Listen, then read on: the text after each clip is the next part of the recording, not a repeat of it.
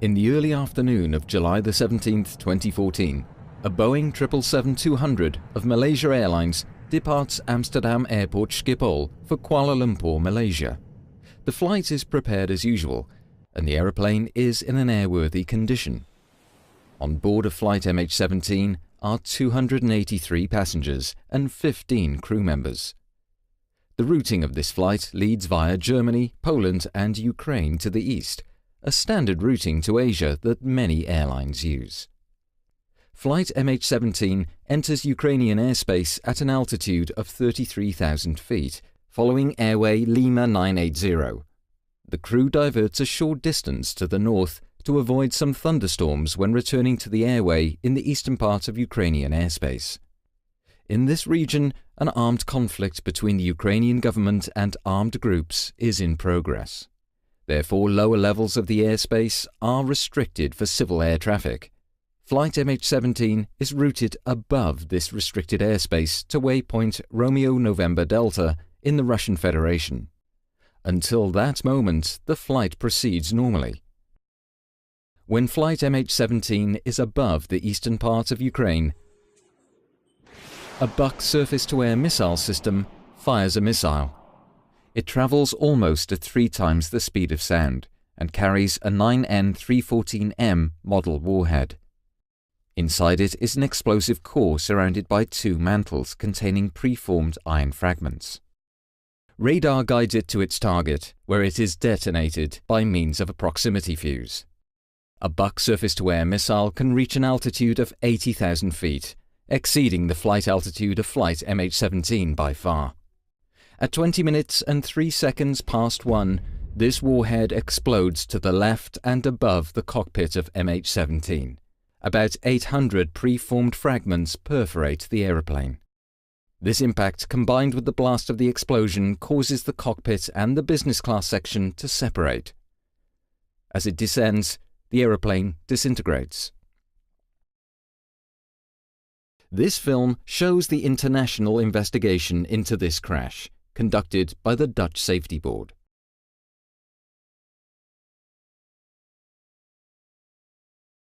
Flight MH17 disappeared from the radar at 20 minutes and 3 seconds past 1 UTC. Very soon, the first reports were made of wreckage falling down in the eastern part of Ukraine. In an area of about 50 square kilometers, 6 sites were identified where parts of the aeroplane came down. Wreckage of the cockpit and the forward section of the aeroplane crashed at the sites near Rozipna and Petropavlivka. The aft and tail sections ended up about 8 kilometers eastwards, near the village of Grabov. The middle section of the aircraft was destroyed by an intense fire at the main crash site. None of the 298 occupants survived the crash. The Ukrainian National Investigation Bureau, NBAAI, commenced an investigation the same day. Because of the considerable number of Dutch passengers, the Dutch Safety Board decided to send a team to Ukraine the next morning. They arrived in Kiev on the evening of the 18th. On July 23rd, Ukraine delegated the investigation to the Netherlands, and the NBAAI requested the Dutch Safety Board to conduct the investigation. This investigation was conducted according to the standards and recommended practices of ICAO, the United Nations International Civil Aviation Organization. The investigation consisted of accredited representatives of 7 states and initially started its work from Kiev. Later on, the investigation was continued from The Hague in the Netherlands. Chairman Joustra explains why the Dutch Safety Board conducted this investigation. The investigation established in detail the exact causes of the crash. It presents the facts and speculation is removed. An investigation contributes to aviation safety and will provide clarity to the relatives. Because of the large number of Dutch victims, we naturally wish to contribute to the investigation into the causes of the crash. When we were asked to conduct the investigation, we were ready to do so. The investigation was made possible thanks, in part, to the efforts and expertise of representatives from the 6 participating countries. They met on several occasions and their input has contributed to the quality of the report. The crash site is located in an armed conflict area and access is very limited. Under escort of the OCSC, Ukrainian and Malaysian investigators and the Australian Federal Police were able to pay brief visits to the crash site the first days after the crash. There, many photographs could be taken. After that, it was not possible for investigators to visit the crash site until late autumn. Sections of the cockpit found on the crash site show damage indicating high-energy objects penetrating the aeroplane from the outside. The flight data recorders were handed over and the investigative team transported them to Farnborough in the United Kingdom to retrieve the data. Based on these first findings, the Dutch Safety Board published a preliminary report in September 2014. The first conclusions were: no abnormalities were found regarding the aeroplane or crew. No malfunction of any system or oral warning was recorded. Also, no distress messages were received by air traffic control. Radar data showed that no other aircraft was in such close proximity that a mid-air collision could have occurred. Damage to the forward fuselage indicated penetration by high-energy objects from outside the aeroplane. In the autumn of 2014, the first recovery mission for the wreckage took place. From October onwards, preparations were made to recover those parts of the wreckage that were most important and to transport them to the Netherlands for further investigation. During a 6-day period, starting on the 16th of November, the Dutch Safety Board recovered hundreds of pieces of wreckage. The wreckage was transported to a railway station in Torez, Ukraine. In the spring of 2015, 2 wreckage recovery missions followed. Investigators were able to recover additional wreckage from the sites that could not be investigated before. They also received wreckage that was collected by locals. The first convoy of wreckage arrived in the Netherlands at the Gilse Ryan Air Force Base on the 9th of December 2014. Over the following months, more convoys of wreckage were transported to Gilse Ryan. Upon arrival, all wreckage was sorted, tagged, photographed in front of a green screen, and forensically examined. In a hangar, pieces of the aeroplane were laid out for investigation. All wreckage pieces were examined for failure mechanisms, damage patterns, and traces of external objects that could have hit the aeroplane. The investigation of the wreckage led to further evidence of a surface-to-air missile being the cause of the crash of flight MH17. A number of other scenarios, such as internal explosions, gunfire, or air-to-air missiles, were excluded. Based on the photographs of the wreckage, a 2-dimensional reconstruction was made to identify the position of wreckage on the aeroplane's grid. The major fractures were determined on the basis of the wreckage, the photo reconstruction, as well as the location where each part was found. At Gilse Ryan Air Force Base, the Dutch Safety Board made a 3-dimensional reconstruction of the forward section of the aeroplane. First, a frame matching the model of a Boeing 777-200 was built. Over a period of 3 months, the cockpit and the forward part of the business class were reconstructed. The parts were moved to their exact position and fixed in place. This reconstruction was made to validate and visualize the results of the investigation. It shows the overall picture and places various parts and damages in their context.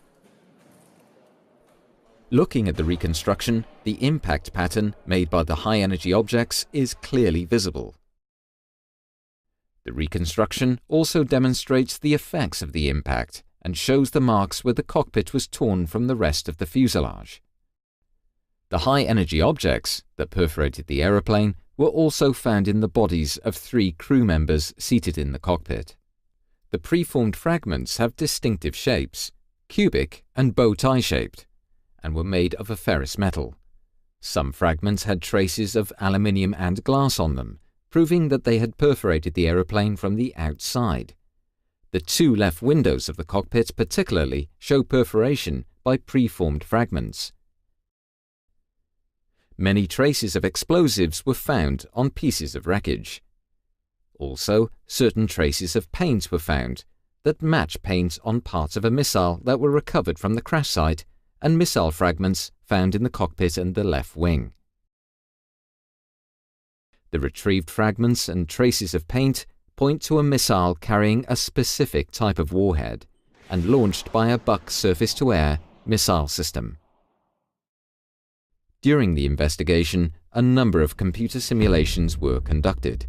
These support the surface-to-air missile scenario. The detonation of a 9N314M model warhead was simulated to calculate a point of detonation as well as the damage that could be expected. The warhead exploded on a location in space less than 1 cubic meter to the left of and above the cockpit, spraying its fragments in a characteristic radial circular pattern originating from the missile. These patterns match the damage found on the reconstructed forward section of the fuselage. Further proof of the detonation position was found in the last milliseconds of the cockpit voice recorder.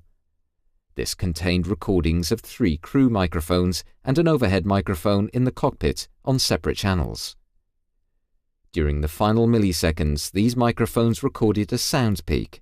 Based on the difference in timing of the recordings of the sound peak on these 4 microphones, a direction could be calculated. Based on the investigation into the detonation of the warhead and the characteristics of both the Boeing 777 and the Buck surface-to-air missile, its possible flight paths were simulated. The calculated area from which the missile was launched measures about 320 square kilometers and is situated in the eastern part of Ukraine. Further forensic research is required to determine the launch location. Such work falls outside the mandate of the Dutch Safety Board. The investigation demonstrated that the aeroplane flew at an altitude of 33,000 feet, which is to say 10.1 kilometers. No abnormalities regarding the aeroplane or crew were found. The flight proceeded normally, and no malfunctions of any system or oral warnings were recorded. Also, no distress messages were received by air traffic control. Both flight recorders stopped abruptly at 13:20:03, and from that time, the flight crew of MH17 did not respond to air traffic control messages. Flight MH17 disappeared from the radar. The aeroplane was perforated by hundreds of high-energy objects shaped like cubes and bow ties. Many fragments were found in the bodies of the crew seated in the cockpit. Some of them had a bow tie or cubic shape. The left side of the cockpit area shows a characteristic damage pattern. Traces of explosives were found in the wreckage and on the missile fragments found. Paint on fragments found inside the wreckage matches paint on the recovered missile parts. The point of detonation was determined by the spray pattern on the cockpit and by simulations, and was confirmed by the recorded sound peak. The impact and blast resulted in the aeroplane's disintegration. The wreckage of the aeroplane was distributed over 6 different sites, consistent with the way the aeroplane broke up in the air. Based on these findings, the Dutch Safety Board concludes that Flight MH17 was downed by a 9N314M warhead carried on a 9M38 series missile as installed on a Buck surface-to-air missile system. Other scenarios were investigated and excluded. No other scenario can explain this combination of factors. The findings are conclusive and support each other based on multiple sources.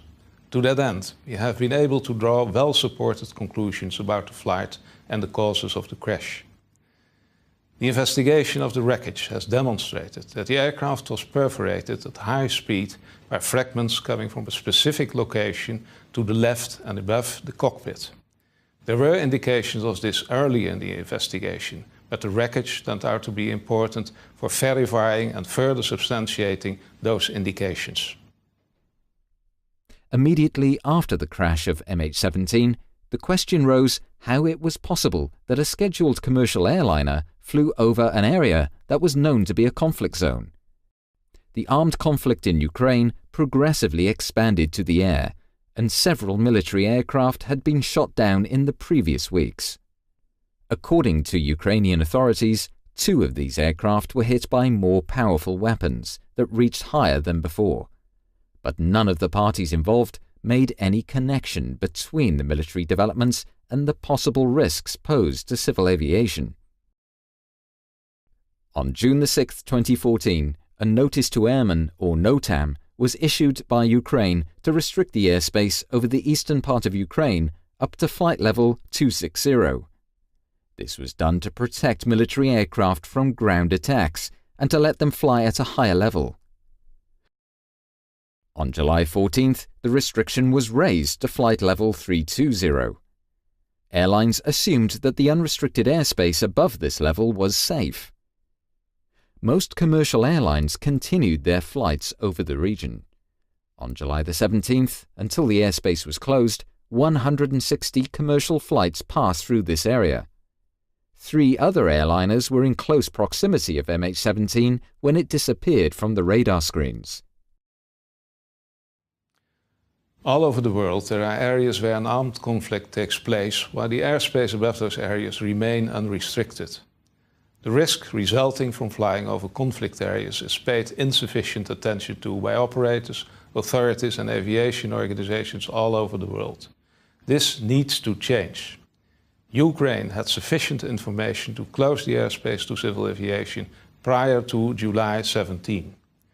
None of the parties involved recognized that the armed conflict in the eastern part of Ukraine would entail risks to civil aviation. Passengers should be able to trust the airline to have done everything possible to operate the flight safely. States should ensure that airspace will be closed if it's unsafe to civil aviation. In order to achieve that, information pertaining to risks and threats must be shared by countries and operators. When a civil aeroplane like Flight MH17 crashes, an international investigation on a large scale is set up and conducted according to international rules and standards. During the investigation into the crash of MH17, the investigators paid multiple visits to different states around the world, not only to the crash site and to participating investigating parties, but also to Malaysia Airlines headquarters, Boeing, and the ICAO meeting about the risks of flight routes over conflict areas. International investigators also visited the Netherlands to work at the Hague office or at the Gilserijen Air Force Base. The Dutch Safety Board organized 3 meetings with the international investigation team. This is in accordance with ICAO procedures. These meetings concerned the investigation into the cause of the crash. The wreckage was examined, and the progress and findings of the investigation were discussed. Another meeting focused on the decision-making process pertaining to flight routes above conflict zones. After consulting the accredited representatives of the participating states, the Dutch Safety Board came to the final report, the most important findings. Flight MH17 progressed normally until it was above the eastern part of Ukraine. At 1 p.m, a 9N314M warhead exploded to the left-hand side of the cockpit of Flight MH17. The missile was fired from a Buk surface-to-air missile system. The impact killed 3 people in the cockpit and caused structural damage to the forward section of the aeroplane, causing it to break up in the air. All 298 occupants lost their lives. Calculations have demonstrated that the missile's trajectory commenced somewhere in a 320 square kilometer area in the eastern part of Ukraine. The Russian Federation concurs with the conclusion that the crash was caused by the detonation of a warhead, but has reservations regarding the missile and warhead type. However, in our judgment, the arguments in the report overwhelmingly support the conclusions as presented.